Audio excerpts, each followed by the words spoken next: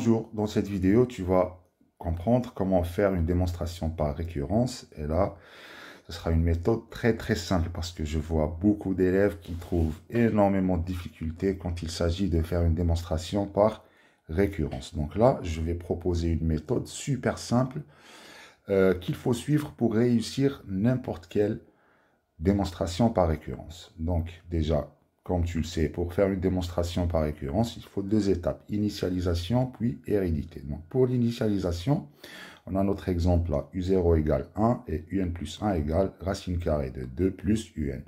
Et donc, qu'est-ce qu'il faut démontrer? Qu'est-ce qu'il demande de démontrer? Que pour tout n naturel, que un est entre 0 et 2. Ça veut dire quoi? Ça veut dire qu'il faut démontrer que tous les termes de cette suite sont compris entre 0 et 2.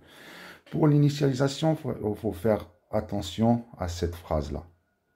Pour tout n, donc là, pour tout n, 10 pour tout n naturel. Donc pour l'initialisation, il faut démontrer que cette propriété est vraie pour le tout petit entier naturel. Donc là, ils disent pour n appartient à n, le plus petit, ça serait 0.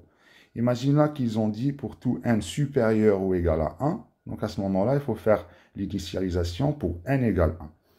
Donc là, on va la faire pour n égale 0. Pour n égale 0, c'est-à-dire qu'il faut juste démontrer que u0 est bien compris entre 0 et 2.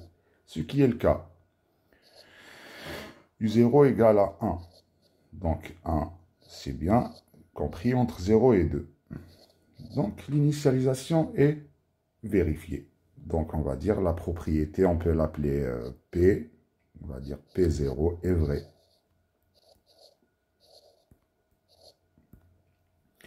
Maintenant, on passe à l'hérédité.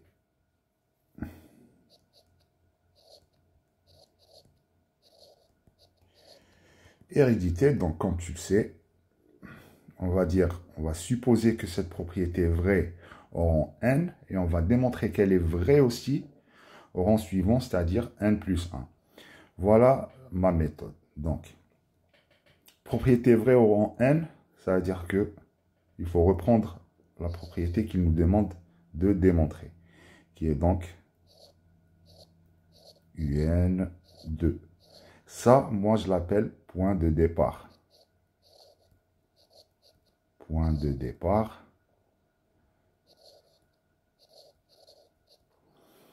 Et il va y avoir quelques étapes. Puis, le point d'arrivée, c'est quoi? C'est qu'il faut démontrer que cette propriété est vraie au rang suivant, c'est-à-dire n plus 1. Et pour ça, il faut juste réécrire cette propriété en rang suivant n plus 1. Donc, tout simplement, il faut remplacer là ce n par n plus 1. Point d'arrivée. Ça, c'est notre point d'arrivée. Et donc, mais il faut s'en servir. Donc, pour passer du point de départ au point d'arrivée, il faut s'en servir de la relation qu'il y a entre un plus 1 et un, qui est donc celle-là. Il faut s'en servir de ça. Il faut, hein, ce n'est pas une question de choix. Donc, un plus 1 égale racine de un plus 2. Maintenant, on va donc commencer notre démonstration. On va reprendre notre point de départ qui est donc 0, un, 2. Et on va essayer d'arriver à un plus 1. Pourquoi j'ai dit qu'il faut s'en servir de cette relation? Parce qu'il faudrait construire un plus 1. Un plus 1, c'est quoi? C'est la racine carrée de un plus 2. Donc nous, si tu veux, on est à ce niveau-là. On est juste à un. Il nous faut racine de un plus 2. Donc, qu'est-ce qu'on commence à faire? À rajouter 2. Mais là, attention, on a une inégalité, un encadrement.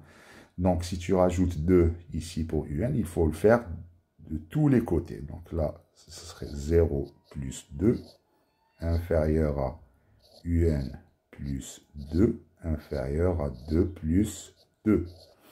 0 plus 2, ça fait 2. Un plus 2. Et là, 2 plus 2, ça fait 4. Maintenant, donc, on a un plus 2. Qu'est-ce qu'il reste à faire pour construire un plus 1? Il faut mettre la racine carrée.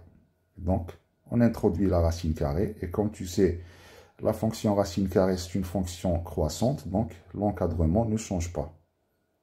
Racine 2, racine un plus 2 inférieur à racine carrée de 4.